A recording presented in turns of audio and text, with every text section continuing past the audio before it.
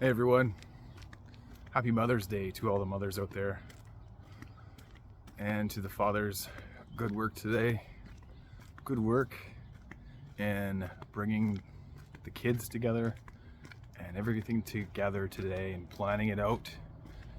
I know how that goes sometimes, and I know what that looks like, because you know what though? It's something that's for our kids, and it's a very good thing. And we teach them about gratitude, don't we? We teach them about the good feeling of how this should feel, so that we could show appreciation, show gratitude for our mothers. We're showing them humility as well. So I have a bit of a story for you, and it's a vulnerable one. And we haven't chatted about this yet, but I'd like to share it with you. I think it's time. So, let's say, well, you know what? Let's just dive right in. 2018, things weren't going so well, and I wasn't doing very well within my marriage. I started to really question who I was, but I was really on the path of finding out who I was. I separated from my ex-wife the evening before Mother's Day. What a tough time. What a tough time for her. What a tough time for me.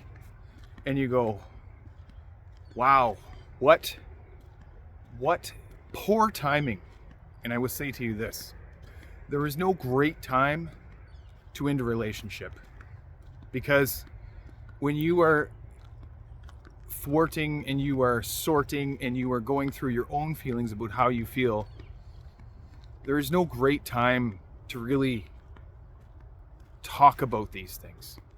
But I can tell you this. I have such great compassion for my ex-wife on this day, because I know that this comes up for her every Mother's Day, and I know that it has created quite a rift, and I know that she's done so much healing.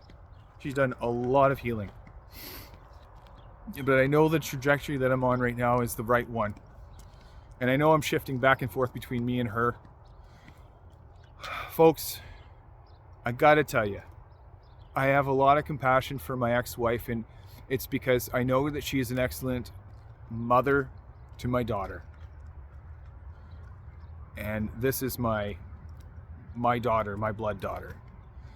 And I know it's as a guy, we got to keep doing these things where we get to compliment, we get to wish happy Mother's Day, we get to wish Merry Christmas to our ex-spouses. And I know that some of you might be going, what the heck are you talking about? And there's not a chance in God's green whatever that I'm going to do this. But here's what I'm going to say to that. It's not for you. It's for your kids. It's for your kids. Your kids need to see you happy. Your kids need to see you, regardless of how you are with your ex-wife or your ex-husband, they need to see that mend. They need to see that is okay. This is a part of their journey that they will have to do for you. They will need to sort through these feelings, in part partial to the relationship that you used to have. They're sorting through the death of the relationship, how it feels to them, as well as they're sorting through those moments when they had to hold you as a child because you had moments when you couldn't be there emotionally for them. And yeah, you know what? As I say that hurts. But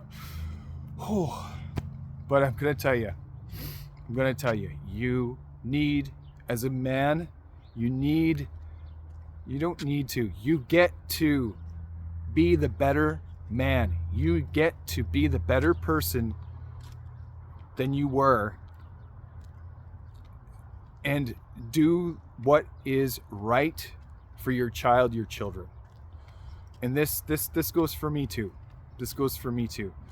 And I do this out of great gratitude for my ex-wife, because she's done some really remarkable things. She's helped me through many dark spots, even though she doesn't know that she's done it.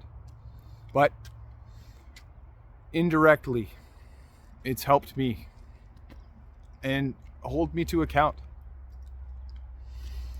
So in doing that, I got to tell you that when I was out with my two kids, my stepdaughter and my daughter, and I call them both my daughters, but my daughter, my blood daughter, the youngest, we were out picking out things for Mummy yesterday. And I'm going to tell you how this went down, because this is a pretty vulnerable thing. And I think that for all you dads out there, you probably went through moments like this too. And for all you moms that are watching this as well, I hope that this helps you. In fact, I trust that it will. My daughter went through a meltdown moment, and in that moment could not make up her mind on what she wanted to get her Mummy. She had initially figured out what she wanted to do, but there were so many options. And you might say, yeah, the options were part of the distraction, and you might say, well, there was too many options. I gave her 3. I didn't give her that many. And then I added a 4th, and that might have been overload. But here's the thing. It wasn't the options. It was the feeling that she didn't know how she was feeling. And I got it today. And today it was, she was sorting through a big feeling that had been, and I call this laundering karma. She had been laundering both my ex-wife and my karma through the grievance of our last relationship. And she'd been releasing, dissolving. She had no idea what feeling she was feeling, and she couldn't identify it with me. And you might say, yeah, 7-year-old is probably not going to have the adult words or the capacity to be able to figure out what this was. Yeah, I get it. I really do. I'm that parent that can understand that. But it wasn't about that.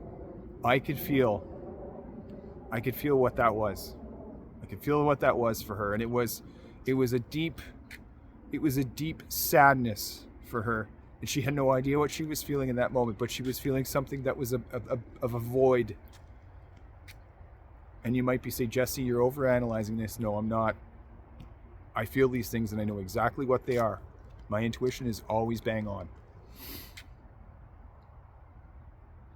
What she chose to get her Mummy was exactly what picked her. The plant, the flowers, they picked her. And as calm and as assertive as I could, because I had to be a parent in the moments where she was just out of control, trying to find that control, I had to bring in the fences and assert the boundaries. And it is, in moments as a parent, it sucks, because it feels like you're doing something very wrong. It feels like you're doing something to your kids that feels bad. But I can assure you, what you're doing is you're creating safety for your child, your children. You're creating safety because you're showing them where the boundaries are. You're showing them where the boundaries. I want you to choose one of these 3 things, and the choice that you made, you can choose, but the choice you made was the correct choice. It picked you. And these are the words that I'm using with my daughter. It picked you. And it's beautiful.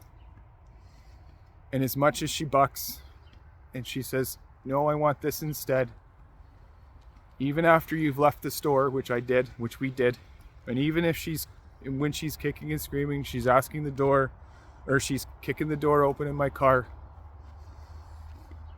just soft and assertive.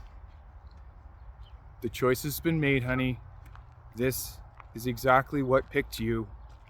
It's a great gift to your Mummy. And all the while still feeling out of control, but at this point she's starting to regulate. She's starting to figure it out. Now this is good. This is good. And I reckon that I'm going to get some feedback for this, and I really appreciate that you will give me that feedback. But this is also good for my stepdaughter to see as well, because it is also something that she's able to see that I do, which is creating boundaries and creating safety for them. She's able to see this in real time so that she can see that the choices that she makes are the good ones. So that she sees the example that has been set, which is boundaries around what we can get and what we can't. And you might say, Jesse, the whole point of going to get gifts and things of appreciation for their mother is the whole journey of that is to have fun. Yeah, I know. But you have to be a parent. You can't be their friend in this moment. You have to be their parent first. And that is tough. That is tough. I get it. But they will gain more from you being a parent and creating boundaries and structure and the safety within within what you set. And what I mean is, you don't relinquish on what you've said. And there was nothing that I did that was wrong. It was just setting the example on what was acceptable and what wasn't. And my daughter was having her feelings. She was just having her feelings. The entire store heard us. And I was calm and assertive, soft and assertive. But I just kept on reaffirming, this is the choice you made. This is a great choice. No, we're not going back to the store, or not going back inside the store. And, ringing through the cash, getting to the car, all the while driving back. She's still upset about this. I want to go back to the store. Do you understand what this is? She feels out of control. She's feeling something deep within her that she doesn't know what it is. It's fear, it's sadness, it's of something else, and she doesn't know because she's a kid. She doesn't know what that is, what that feeling is yet. She will when she gets older. But you can't explain this when you're an adult to a child, because they don't have the capacity to understand it. So you got to be the firm parent. You got to be soft. You got to be firm. You got to stand there, and it feels like it can be gut-wrenching at times. It feels like, oh, I just got to let up. I got to let up because I'm being too harsh. And I can assure you, you're not being harsh. If you're talking like this, you're being assertive and you're being soft, while reaffirming what you've said, you're going back to it, and you're not flipping out. Okay, this is one of the hardest things to do as a parent, because we tend to get angry and have our own reaction, and that is yours. But you're going to muddle the water here if you do that. You got to have this reaction on your own, because if you get out of control due to a wound that you have inside of you that's triggered by what your child is doing, you are chaotic. But you know what? Contact me, because I will help you through this, because I know how to do this, and I will support you. And I'm not saying that if you've done that is wrong, but what I'm saying is, you're getting into a situation where there's 2 children, not 1. You've got to create boundaries for yourself now in this conflict, this let out of emotion. All your child is doing is getting energy out. All my daughter was doing was getting energy out. And this would be if she held this within her and didn't have the tools or the know-how to be able to scream, to be able to cry, to be able to sob, to be able to express herself in words that she now knows. This is the stuff, ladies and gentlemen, later on in life that causes the pain in your body. Okay? This is the stuff that causes cancer. This is the stuff that causes disease. Okay? Because these are these moments where your child needs to release, like mine did. And people are going to look at you. They're going to look at you and go like, get control of your child. I am perfectly okay with my child having feelings and a reaction. Okay? I am totally cool with that. I am totally good in myself. I'm going to tell you though, it's at the first time you do this, it's going to be tough. People are going to look at you like you're doing something wrong. You're not. You're creating safety for your kids. The first time I did this, I had my own reaction. And it was, I got really upset with my child. And it was a conflict in myself. I was upset with her having a reaction, and I was jealous of her being able to have that reaction with me because my parents shut me down whenever I had that reaction with her or with them. So I was having a mini reaction in the reaction that she had with me. Do you follow me? Good. Okay. So what is this all about? This is all about carrying the frame. Amen? This is all about carrying the frame. This is about setting the example.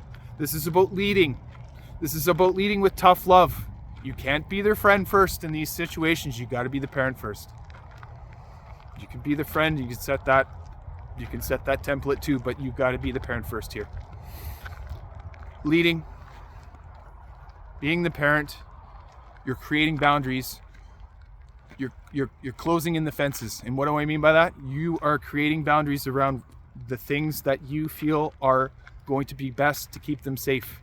And you know what? When they calm down and they start regulating, by regulating I mean they calm down, they get what this is. That your kids will feel safe. They will start to feel the safety. And the safety is, okay, what my dad said, what my mom said. And they were calm through the whole thing. They were firm. I didn't like what they said. I still didn't like what they said. It was yucky. It made me feel uncomfortable. But I now know where the threshold is. I know where the ceiling is. I know where the boundaries are. And I know that that's where I can't go, because this is part of the testing, but this is also a part of the feelings. They could have the feelings, but you create these energetic boundaries for them to be. Okay? As a parent, I love what I do, and I love my kids. Oh, I love my kids.